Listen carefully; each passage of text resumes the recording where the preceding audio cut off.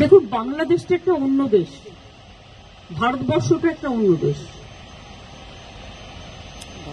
একটা দেশ আর একটা দেশের সম্বন্ধে যদি কিছু করে, সেটা সেই দেশকে করতে হয়। আমরা দুঃখিত, আমরা মর্মাহত।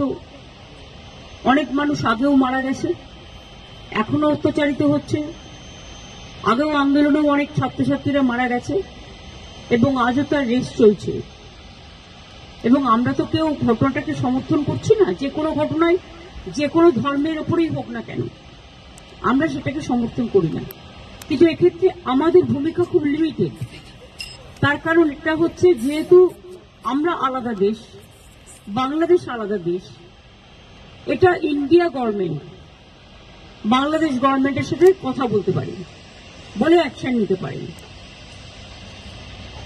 আমরা এটুকু বলতে পারি যে আমরা এক্সটার্নাল অ্যাফেয়ার্স পলিসির ব্যাপারে তৃণমূল কংগ্রেসের স্ট্যান্ড হচ্ছে যে যখনই গভর্নমেন্টে থাকুক না কেন, আমরা গভর্নমেন্টের স্ট্যান্ডটাকে সাপোর্ট করি।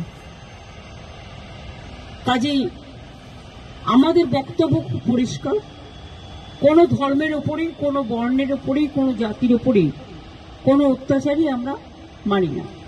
না হিন্দু, না মুসলমান, না শিখ, না খ্রিস্টান, আমরা সবাই এক। এটাই আমাদের প্রিন্সিপাল।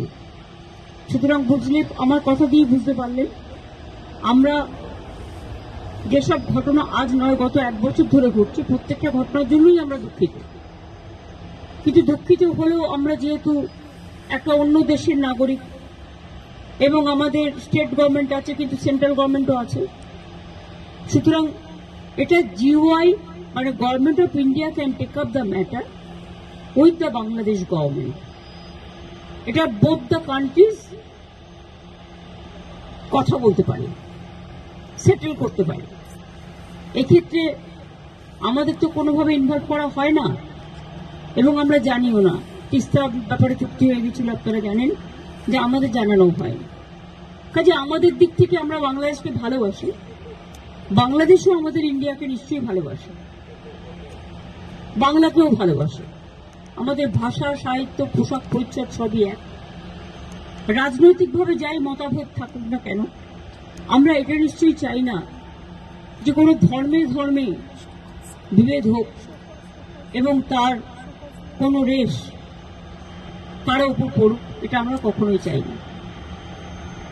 এবং সেন্ট্রাল গভর্নমেন্টে যারা আছেন, তারাও তো পার্টিকুলার একটা ধর্মের বিরুদ্ধে প্রচন্ড একটা ভিন্ডিকটিভ অ্যাটিটিউড নেন। আমরা মনে করি কোনোটাই ঠিক নয়।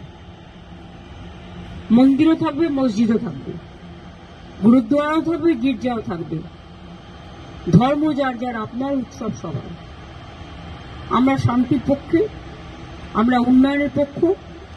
ধর্মীয় মতামত প্রত্যেকে যেন পালন করতে পারে তার স্বাধীনতা অনুযায়ী, আমরা এটার পক্ষে। পার্লামেন্টে যা স্ট্যান্ড নেয় সেটা আমাদের ইন্ডিভিজুয়াল কারো ব্যাটার নয়। এই ম্যাটারটা নিয়ে স্ট্যান্ড নেবে তৃণমূল কংগ্রেস পার্লামেন্টারি পার্টির চেয়ারম্যান, আমি, লোকসভা এবং রাজ্যসভায়। কিন্তু লোকসভায় আমাদের লিডার আছে সুদীপ বন্দ্যোপাধ্যায়, চিফ হুইপ আছে কল্যাণ বন্দ্যোপাধ্যায়, এবং রাজ্যসভায় আমাদের লিডার আছে ডেরেক ওব্রায়েন, ডেপুটি লিডার আছে সাগরিকা, এবং চিফ হুইপ আছে সম্ভবত নাদিম। সুতরাং তারা সিদ্ধান্ত নেবেন। তারা আমাকে জিজ্ঞেস করলে আমার ওপিনিয়ন আমি